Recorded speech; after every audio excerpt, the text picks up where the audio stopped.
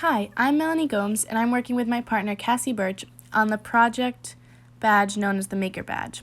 The Maker Badge incorporates brainstorming, interpreting, demonstrating videos, planning out the project, conducting research, interviewing, creating a project, and finally showing the entire process.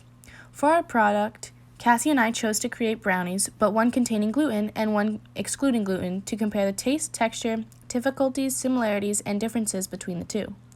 Gluten itself interested Cassie and I due to the recent popularity of gluten-free diets in today's society. Gluten-free diets help some lose weight, stay healthy, and keep those with celiac able to eat food similar to food with gluten, but without the gluten and the same general taste. Now, before starting the project, we had to take a look back into the history of gluten and wheat and celiac disease, as well as wheat intolerance. So we looked at a couple different sources to gather information. One of these sources discussed how a man named William Carroll Dick was a Dutch pediatrician who worked with patients suffering from celiac disease, and at first he could not figure out the cause of symptoms or how to stop the effects on the body. When the war hit, patients could only eat soup, and their symptoms from the wheat intolerance disappeared. He then discovered that when eating breads and biscuits, the symptoms were worse.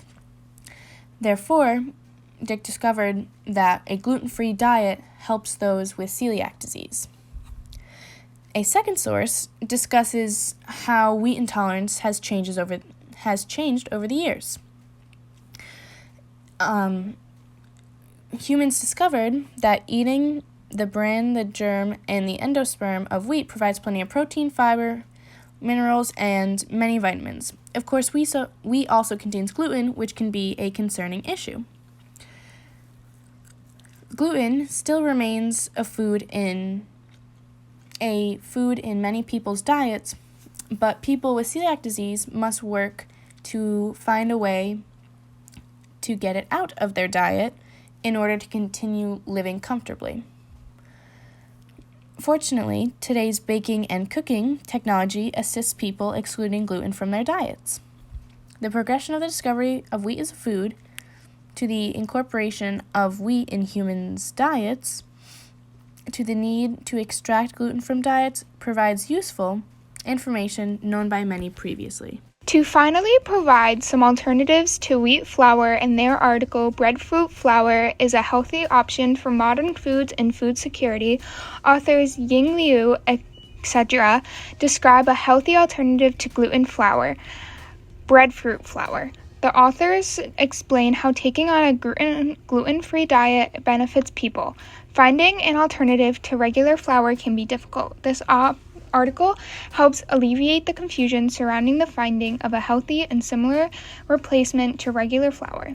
Also, the authors describe the concerns of marketing certain food items with false claims and the price differences between wheat flour alternatives. Now, have you heard about gluten-free foods, and if so, how? I have. I have a daughter, and she has a gluten allergy, so we have much less gluten in our house now. So we do have some things with gluten, but most things in the house do not have gluten. All right. And have you ever eaten gluten-free desserts or foods? All the time. What kinds have you eaten? Well, eggs are gluten-free. Meat is gluten-free. Vegetables are gluten-free. Fruits are gluten-free. Mm-hmm. The only thing with gluten is things that have wheat in it. So if you avoid any type of a baked product or breads or Twinkies, those are all filled with gluten. So if you avoid those, that's fine. Potato chips have no gluten. Yep. Corn chips have no gluten. So there's a lot of things without gluten that you can eat that are just regular, normal things. Now, since you have eaten some gluten-free foods and prepared, and you have a daughter who cannot eat gluten, yeah, how is cooking or baking gluten-free foods compared to foods with gluten? It's different because the wheat, which is where gluten comes from, has different baking characteristics of other things that don't contain wheat. Mm-hmm. So you have to get special flour that might be like a 1-to-1 ratio with the wheat flour. Sometimes gluten things are heavier, which is good. Mm-hmm. Sometimes some gluten things aren't as good as non-gluten things, but that's rare. It's really just focusing on the things that work really well that are gluten-free, using the right stuff. What's tricky is there are certain things like teriyaki, which have gluten in, which I still don't understand, but we can't have teriyaki soy sauce. It has gluten in it somehow. Mm-hmm. And from what you know between gluten-free foods and foods with gluten, what would you say is the major taste difference or texture difference? If there is one. If you're trying to make the same thing gluten-free or with gluten, the stuff without gluten tends to be heavier. Mm-hmm. For some reason, the wheat gluten makes it lighter. But you can still I made some pancakes using a gluten-free recipe that were light and fluffy. Yeah. So you can still do it, it's just different. So I think sometimes you have to think about what it is that you're doing when you make a gluten-free recipe and make sure that you're making it the best way possible. Okay, thank you for your time. Oh, you're welcome. Now, moving on to the actual making of the brownies. First, gluten-free. The first step is to preheat the oven.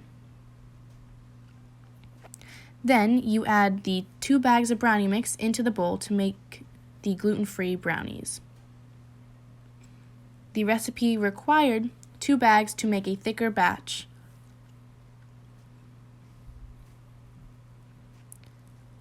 Then you add oil, and then you add water, and then finally cracking eggs into the bowl to finish the list of ingredients for the brownies.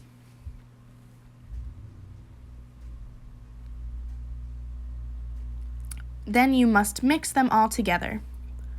Then spray the pan and pour the brownies into the pan after spraying it, making sure to include all of the batter and spreading it out evenly throughout the pan.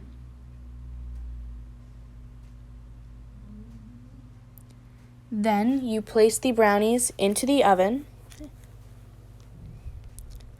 and set a timer for 30 minutes. And once the 30-minute timer is done, you take the brownies out, let them cool for a minute or two before eating them and enjoying. Then, continuing the process, adding oil and water to the bowl. The last wet ingredient to add includes the egg. Specific to this recipe, you start by combining the wet ingredients and mixing. Once the wet ingredients mixed together, pour the brownie mix into the bowl. The wet ingredients and the brownie mix then get combined by the baker with a spatula. You then need to spray the pan to ensure the brownies don't stick. After spraying the pan, you then pour the brownie mix into the pan. Now, once that is complete, you take the pan and place it in the oven and set the timer for 39 minutes. Then, after the timer goes off, you take the brownies out of the oven. The gluten-free brownies were denser than the regular brownies, rich and moist. The gluten-filled brownies were dense, just not as dense as the gluten-free brownies, but they were also rich and moist. The gluten-free brownies also did not have that much of a difference in texture than the gluten-filled brownies. I hope you enjoyed learning more about gluten and making gluten-free and gluten-filled brownies today. Thank you for your attention. Bye!